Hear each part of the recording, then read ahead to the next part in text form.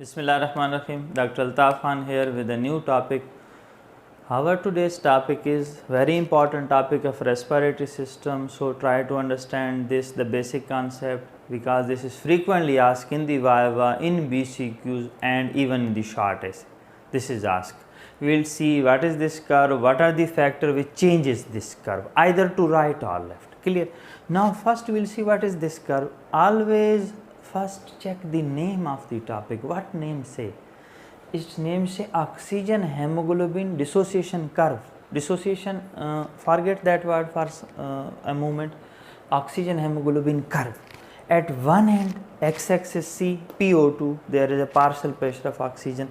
At the other end, we have written percentage hemoglobin. Basically, this is hemoglobin saturation. How much hemoglobin is saturated, that is in this y-axis. In the x-axis, we have PO2.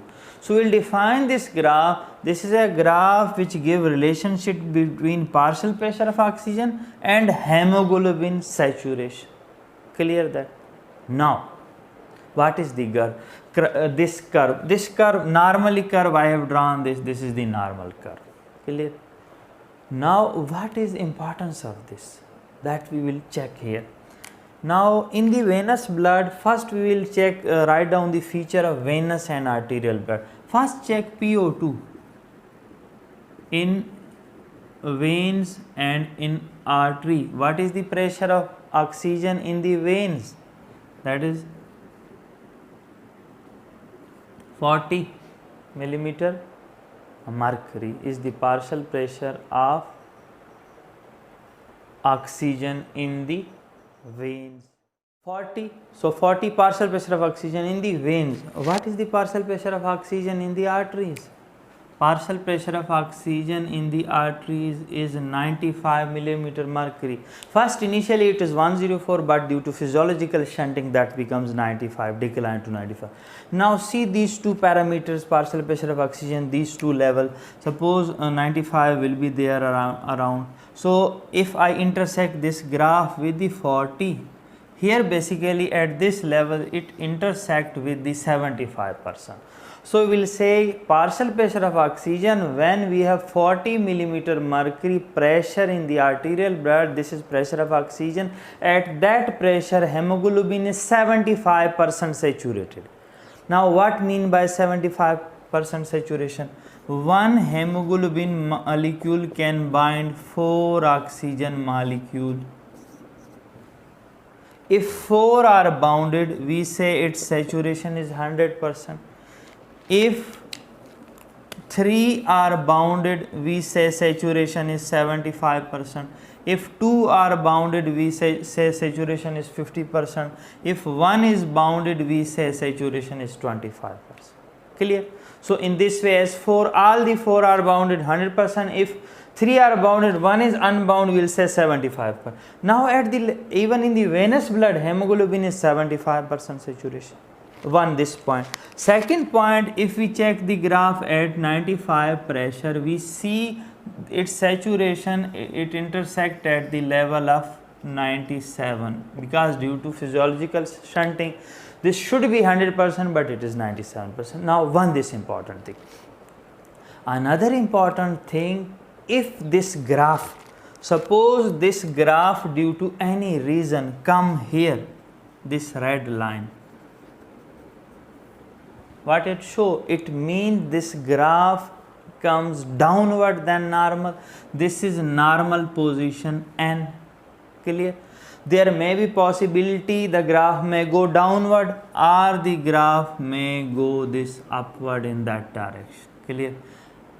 Downward direction is on the right side, upward direction is on the left side. So this downward direction, if graph go, this is called rightward shift of what? Rightward shift of oxygen hemoglobin dissociation curve. One important thing. If it go upward as left side, this will be called leftward shift of hemoglobin dissociation curve. Clear? Now what do you think? If we go, it go down. Remember, this is important. If it go down, what if we intersect this at this? Oxygen saturation, what happened to oxygen saturation? Either it is decreasing or increasing. See that, suppose here I check, rightward curve is gone to rightward, oxygen saturation decreases. If oxygen saturation decreases, what it show? It mean hemoglobin have less bounded molecule. Hemoglobin is releasing molecule. Where releasing? Hemoglobin releasing at the level of the tissue. So it means rightward curve, that is beneficial in some condition. So any reason that will cause shift of this curve to rightward, this will decreases percent saturation of oxygen, means oxygen is why percentage is decreases? Because oxygen is released from hemoglobin, dissociated from hemoglobin. That is why this is called dissociation curve. Clear? One point. Now we will see one by one what are the reasons which shift this curve to right. These are very important and you have to remember this for BCQ mostly generally.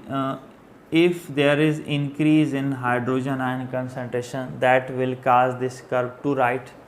Another important thing, if there is increase in temperature. Another important thing, if there is increase in an important thing by phosphoglycerate in the red blood cell, that will also cause this curve to go rightward. Clear? And also increase in level of carbon dioxide will shift this to right. Rightward shift means oxygen is supplying to body dissociated from the hemoglobin. There will be more dissociation. So at the tissue level, when blood passes and come from artery into the tissue, rightward shift occurs so that oxygen come into the cell's tissue. So these are the causes of rightward shift. What about pH? See that I have written all the things which are increasing. Hydrogen ion is increasing, temperature is increasing, biphosphoglycerate is increasing, carbon dioxide is increasing, but pH is what? Decreasing, because increased acid lead to decreased pH. So this may be asked in BCQs. Clear that? Now leftward shift, if we oppose all these factors, that will shift that curve to left. Suppose less hydrogen ion concentration, shift will be to left. Less temperature, shift to left. Less biphosphoglycerate. This is a product of Embedon-Maruf pathway of glycolytic metabolism in the RBC. So if this is decreased, curve will be shift to left. If decreased carbon dioxide, curve will be shift to left. Leftward shift of curve means saturation is increasing, hemoglobin is bounding more and more oxygen, more association, less dissociation. A new thing here, fetal hemoglobin also shift this curve to left. And what about pH? pH here is less, here will be more pH because less hydrogen ion. All these factors, if we oppose them, they will shift the curve to left. Like if we decrease the pH, decrease temperature, decrease BPG, decrease carbon dioxide level, that will shift this curve to left. Clear this important thing? Now fetal hemoglobin, what do you think? Why fetal hemoglobin is shifting this curve to left? Leftward shift, rightward shift means more oxygen was dissociating from hemoglobin. Hemoglobin was releasing more oxygen. Leftward shift means hemoglobin is bounding more oxygen. Now what is important in the fetal hemoglobin to bound more and more oxygen? Importance is fetal hemoglobin will extract oxygen with more force from the mother blood and will bound that, will attract that and will go into the fetus to supply that oxygen. Clear? That is importance of this. Another term which is related with this graph and sometime asked in the Viva, this is called P50. P is for what? 50 is for what? Simply remember, P means pressure in this graph.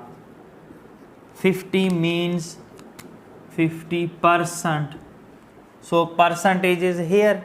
It means 50% will be here. Pressure is in this direction. So basically P50 is the partial pressure of oxygen at which hemoglobin is 50% saturation. What? Partial pressure of oxygen at which hemoglobin is 50% saturated, that is called as P50. So this sometime also asked in Viva from good student. So this is hemoglobin dissociation curve. It is important to check the delivery of oxygen at the level of tissue. Clear? So we'll review that. आज हमने एक important curve discuss की जो कि oxygen के partial pressure और haemoglobin जितना saturate है उनके दरमियान रिलेशन को बताता है। एक एक्स एक्सिस में हम ऑक्सीजन का पार्शल प्रेशर लेते हैं, वाई एक्सिस में हम हेमोग्लोबिन कितना सैचुरेट है वो लेते हैं। सैचुरेशन का मतलब हेमोग्लोबिन के साथ कितने ऑक्सीजन बाइंड है। तीन पॉसिबिलिटियाँ इसमें हो सकती हैं कि या तो एक मॉलिक्यूल बाउंड है तो हम कहते हैं 25% सैचुरेट है, 2 बाउंड है 50, 3 बाउंड है 75, चारों ही बाउंड है अपनी जगहों पे तो 100% सैचुरेट है। क्वांटिटेटिवली अगर हम रिलेशन देखें इस ग्राफ का तो हमारे वेनस ब्लड के अंदर जहाँ पार्शियल प्रेशर ऑक्सीजन का 40 होता है उससे अगर हम देखें तो हमें मिलता है कि हेमोग्लोबिन 75% सैचुरेट है। यानी स्टिल वेनस ब्लड में भी 3 मॉलिक्यूल हर हेमोग्लोबिन के साथ बाउंड होते हैं, सिर्फ एक अनबाउंड होता है।